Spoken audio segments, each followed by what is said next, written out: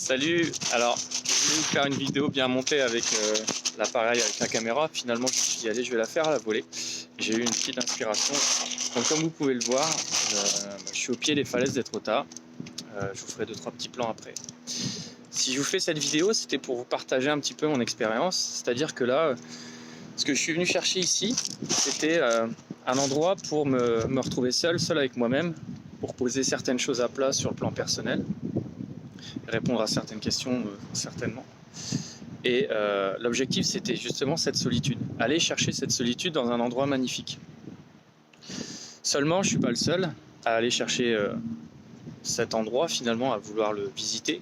Donc j'ai croisé pas mal de monde sur mon chemin, et je me suis dit finalement, est-ce que chaque personne n'est pas plutôt un obstacle à cette solitude?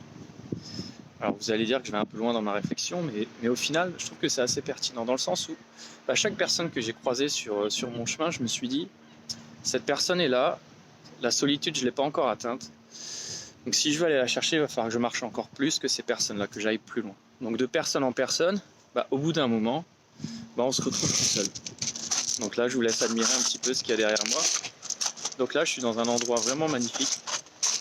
Je vous fais un 360. Et je suis vraiment tout seul.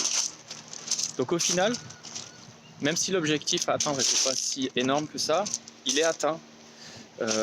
J'ai accès du coup maintenant à cette solitude et à cette réflexion. Et c'est pareil dans la vie.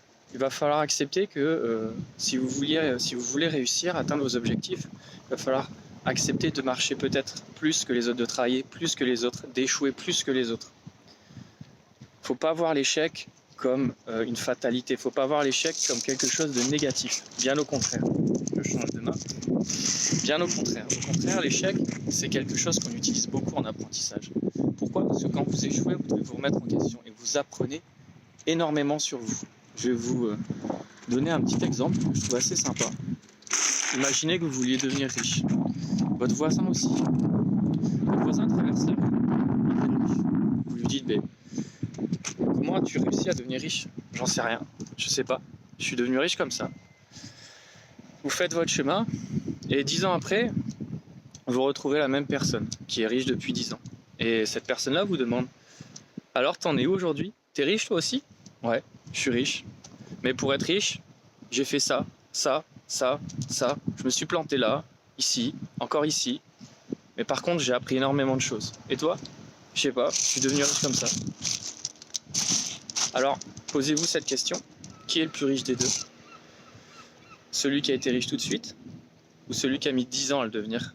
Donc c'est sur cette réflexion-là que je vais vous laisser. Moi, je vais continuer à admirer les falaises d'Étretat.